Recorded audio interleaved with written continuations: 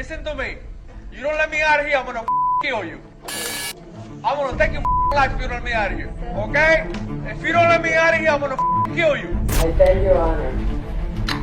The harshest sentence imposed to the coward, the murderer,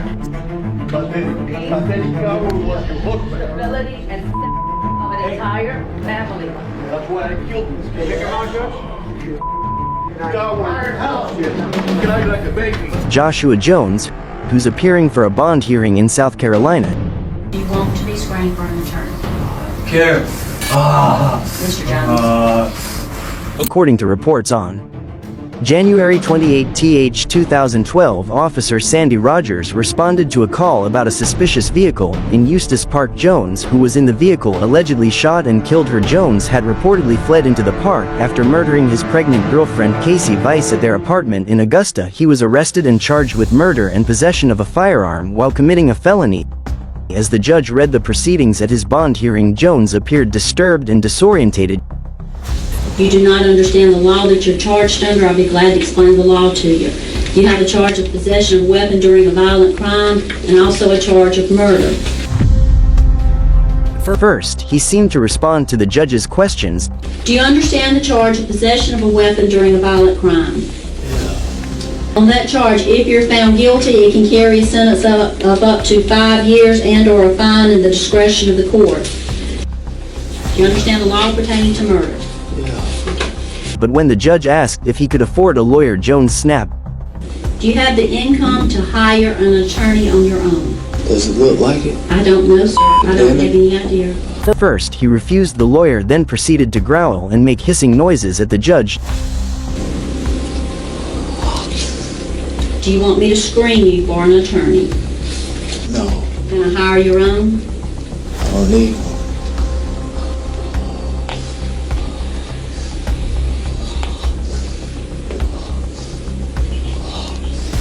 Do you want to be screened for an attorney? I don't care. Mr. Jones. Jones kept shaking his head and snapping his teeth like crazy. Ultimately, a public defender was appointed to represent him. I am going to pre-qualify you for a court-appointed attorney. Someone from the public defender's office will come over and speak with you about your case. Jones eventually pleaded guilty, but mentally ill. A psychiatrist testified and diagnosed him as schizophrenic.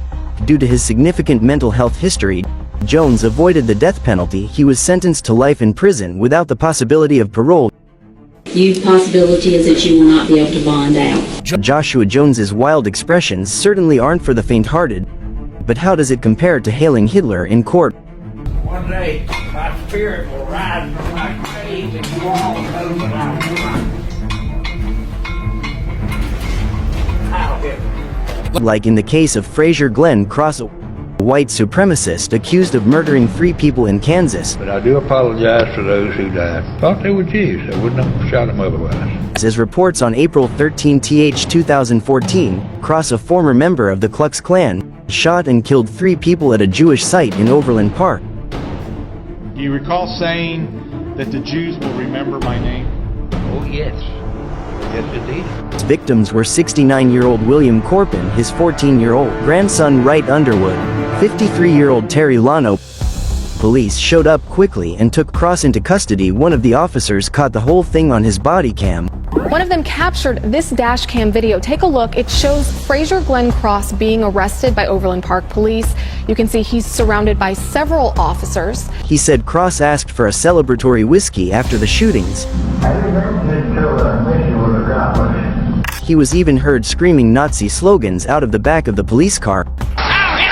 In court, the prosecutor said that Cross was proud of his actions and did not have any regret.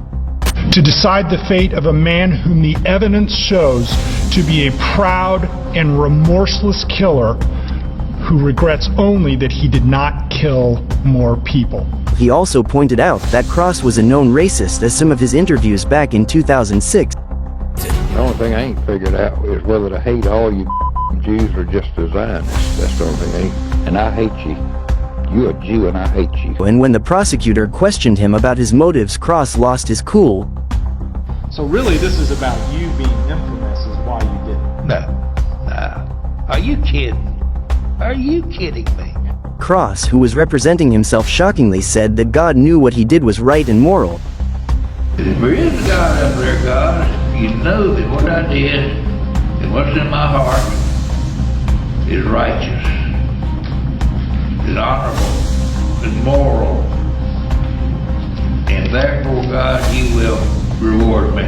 He also called his son to the stand, where he said that Cross was a good father, but their beliefs did not match in any way. I think, for the most part, I had a good father, belief system, which nobody in our family really agreed with him so much on that. But it was when he was denied by the judge to enter certain website articles as evidence. Cross exploded. Just get the hell out of here, go back to myself. And wait for phase 2 if you're not going to give me a fair trial. You want him answer a simple question, what the hell's the matter with you? The judge gave him a warning. Cross was having none of it. This is your warning, sir. If you're going to proceed in this manner, you will be removed from the court. Cross also had some choice words for the jury before they gave their verdict. I fear you'll take the easy way out, the safe way out. But if you do, your conscience will torment you the rest of your life. As the prosecutor also addressed the jury, He wants to be king. He wants to bring down edicts. He wants to be the one who decides who lives and who dies. eventually they found Cross guilty, but he remained defiant.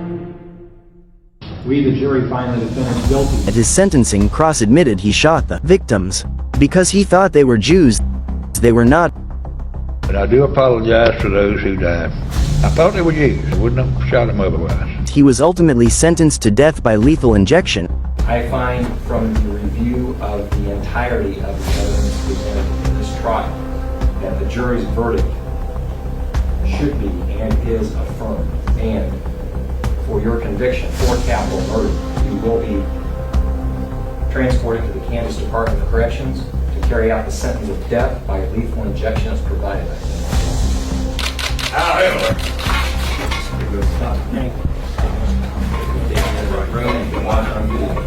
One day, my spirit will rise from my grave, and you all know that I was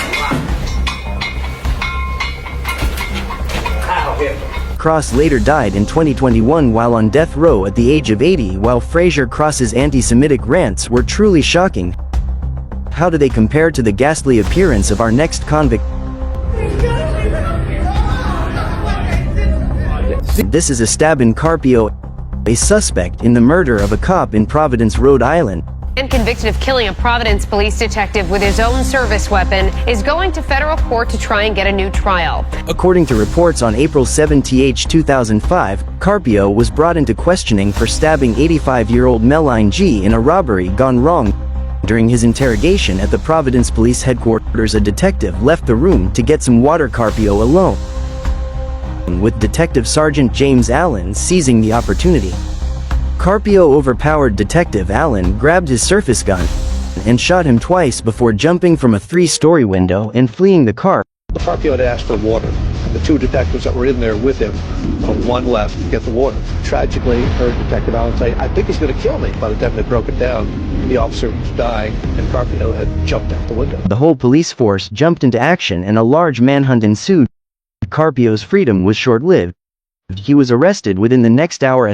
Esteban Carpio is found and taken into custody nearly an hour after his bold escape. Sadly, Detective Allen later died at the hospital. Jimmy Allen passed in the noblest way possible. He gave his life trying to make our lives safer. And we've lost a remarkable man today. The next day, when Carpio appeared at his arraignment, the whole courtroom was left stunned. His whole face was swollen, and he was made to wear a spit mask. Carp family members were shocked to see his condition. Step up.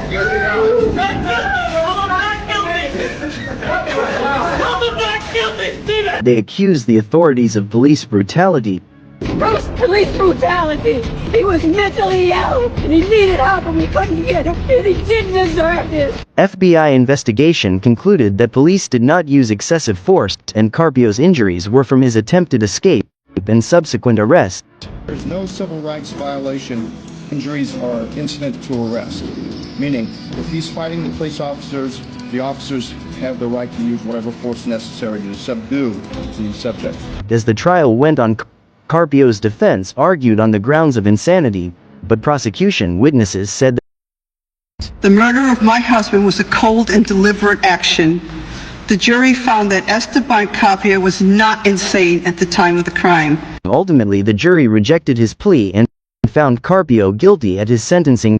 Carpio took the stand where he said he regretted his actions. Every day I face the facts of what I did and what happened. Eventually, Carpio was sentenced to life in prison without parole for the murder plus an additional 20 years for the assault on Meline Gata.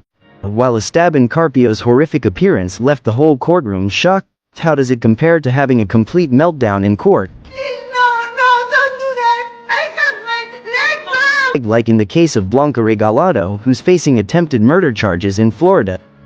As per reports, 53-year-old Regalado stabbed her husband 6 times at their apartment at 1800 North Bayshore Drive in Miami. Police said Regalado confessed that she stabbed her husband because she was tired of him.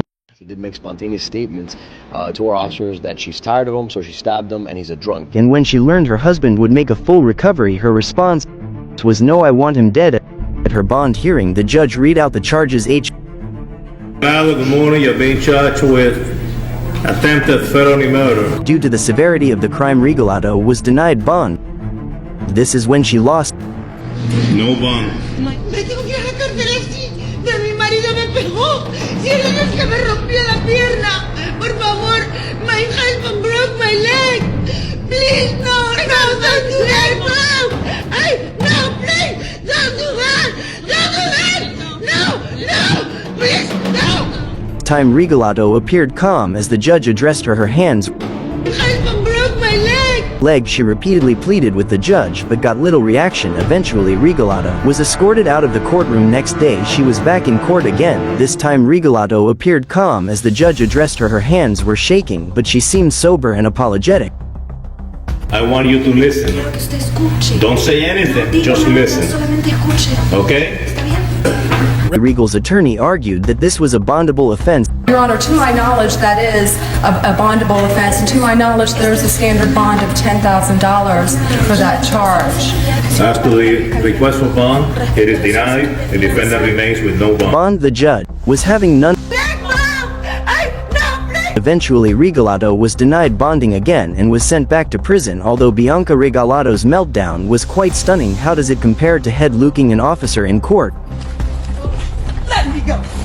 Like in the case of Latasha Williams, who's facing child endangerment and kidnapping charges for threatening 2 kids in a Las Vegas apartment complex. Today, she's at the Clark County District Court for a mental competency hearing. Throughout the hearing, a visibly agitated Williams kept interrupting Judge.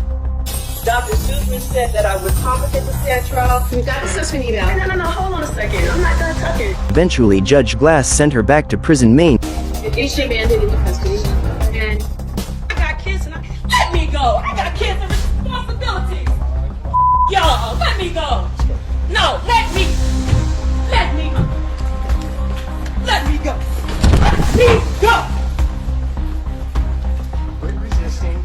Rez come on. As court officers tried to escort her out of the courtroom, Williams resisted. At one point, she catapulted herself into the air and wrapped her legs around an officer's neck.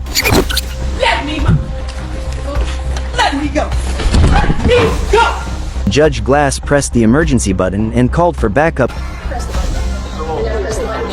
Eventually, it took 4 officers to restrain Williams. She was not done, overpowered and on the ground. Williams continued with her rant. Get my saint. Judge Glass later said this was the biggest meltdown she had ever seen in a courtroom. This is probably one of the biggest meltdowns I've seen. It takes 3 marshals to help secure her to the floor and try and get her to calm down. While Latasha Williams got the comforts of home to rant.